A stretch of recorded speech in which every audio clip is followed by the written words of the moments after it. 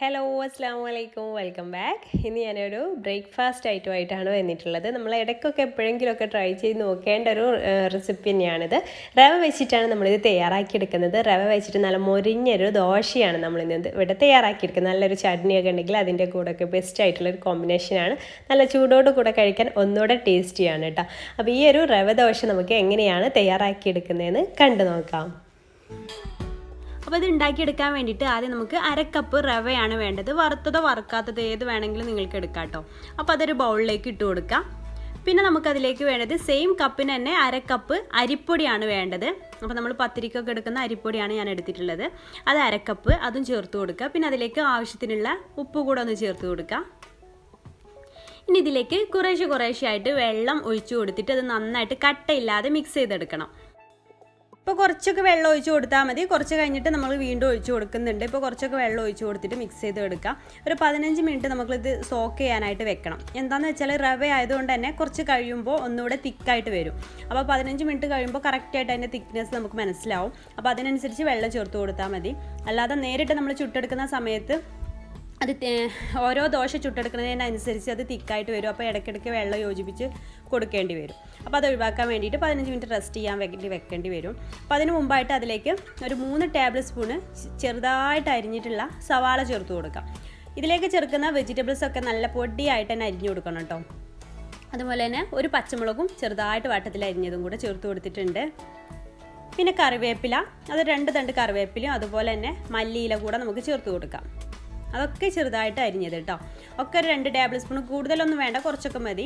പിന്നെ ചെറിയൊരു പീസ് ഇഞ്ചി എടുത്തിട്ടുണ്ട്. അതും ചെറിയ കഷ്ണങ്ങളായിട്ട് അരിഞ്ഞെടുത്തതാണ് കേട്ടോ. അതും കൂടെ ചേർത്ത് കൊടുത്തിട്ടുണ്ട്. ഇനി അതിലേക്ക് 1 ടീസ്പൂണ് നമ്മുടെ ചില്ലി ഫ്ലേക്സ് ഉണ്ടല്ലോ, വറ്റൽമുളക് ക്രഷ് ചെയ്തത്, അതും കൂടെ ചേർത്ത് കൊടുത്തിട്ടുണ്ട്. പിന്നെ 1 ടീസ്പൂണ് ചെറിയ ജീരകവും കൂടി ചേർത്ത് കൊടുക്കുക. അതും കൂടെ ആകുമ്പോൾ ഇതിന് നല്ലൊരു ടേസ്റ്റാണ്. എന്നിട്ട് ഇത് നന്നായിട്ട് അങ്ങ് മിക്സ് ചെയ്ത് വെക്കുക.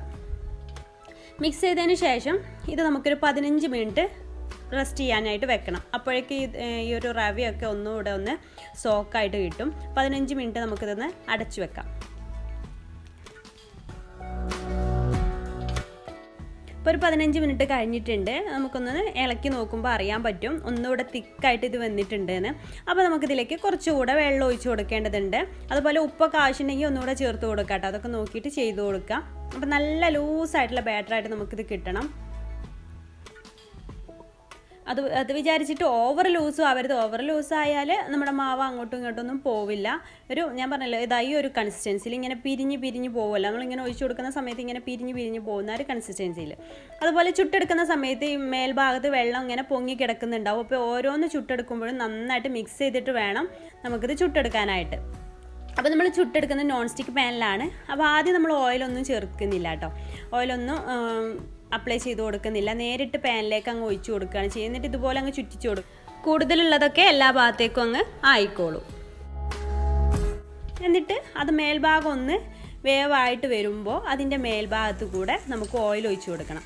ഒരു 2 ടീസ്പൂണൊക്കെ ഓയിൽ ഒഴിച്ച് കൊടുക്കുക. എന്നിട്ട് അതിൻ്റെ സൈഡ് ഭാഗത്തേക്കൊക്കെ അങ്ങ് ചുറ്റിച്ച് കൊടുത്താൽ മതി. അപ്പോൾ എല്ലാ ഭാഗത്തേക്കും ഓയിൽ സ്പ്രെഡ് ആയിക്കോളും. ഇതുപോലെ അങ്ങ് സൈഡ് ഭാഗത്തേക്കൊക്കെ ആക്കിയാൽ പെട്ടെന്ന് തന്നെ അത് ക്രിസ്പി ആയിട്ട് വന്നോളും. പിന്നെ ഇത് സാധാരണ ദോശ ഉണ്ടാക്കുന്ന അത്ര ഈസി ആയിട്ട് നമുക്ക് കുറച്ച് സമയം എടുക്കും. അത്ര ഈസി ആയിട്ട് ഉണ്ടാക്കാൻ പറ്റില്ല.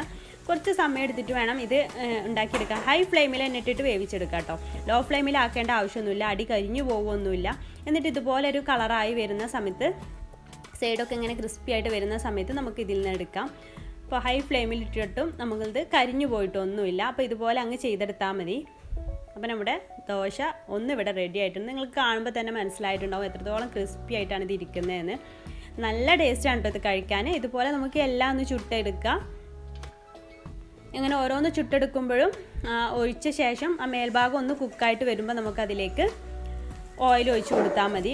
ഒരു ടീസ്പൂണോ 2 ടീസ്പൂണോ ഓയിൽ ഒഴിച്ച് കൊടുക്കുക. എന്നിട്ട് ഇതുപോലെ അങ്ങ് എടുത്താൽ മതി. നല്ല ക്രിസ്പി ആയിട്ടുള്ള റവ ദോശ നമുക്ക് കിട്ടും. ഹോട്ടലിൽ നിന്നൊക്കെ കിട്ടുന്ന അതേ രീതിയിലുള്ള ദോശയായിരിക്കും.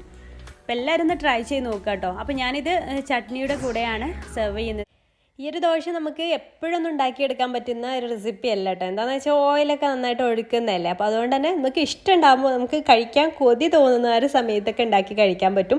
നല്ല ടേസ്റ്റിനെയാണ് കേട്ടോ ഈ ഒരു ദോശയ്ക്ക്. നിങ്ങൾ ഇതുവരെ ട്രൈ ചെയ്ത് നോക്കിയിട്ടില്ലെങ്കിൽ എന്തായാലും ഒന്ന് ട്രൈ ചെയ്ത് നോക്കുക. നല്ല ക്രിസ്പി ആയിട്ടുള്ളൊരു ദോശയാണ്, ചൂടോടുകൂടെ കഴിക്കണം, എന്നാലും അതിൻ്റെ ഒരു ടേസ്റ്റ് കിട്ടുള്ളൂ കേട്ടോ. അപ്പോൾ ഈ വീഡിയോ നിങ്ങൾക്ക് ഇഷ്ടമായി എന്ന് വിചാരിക്കുന്നു. ഇഷ്ടമായാൽ ലൈക്ക് ചെയ്യാനും മറ്റുള്ളവരിലേക്ക് ഷെയർ ചെയ്യാൻ താല്പര്യമുണ്ടെങ്കിൽ ഷെയർ ചെയ്യാനും മറക്കരുത്. പിന്നെ നമ്മുടെ ചാനൽ സബ്സ്ക്രൈബ് ചെയ്യാത്തവരുണ്ടെങ്കിൽ പ്ലീസ് ഒന്ന് സബ്സ്ക്രൈബ് കൂടെ ചെയ്തിട്ട് സപ്പോർട്ട് ചെയ്യുക. അപ്പോൾ ഇൻഷാ അല്ലാഹ് പുതിയൊരു വീഡിയോ ആയിട്ട് നമുക്ക് കാണാം.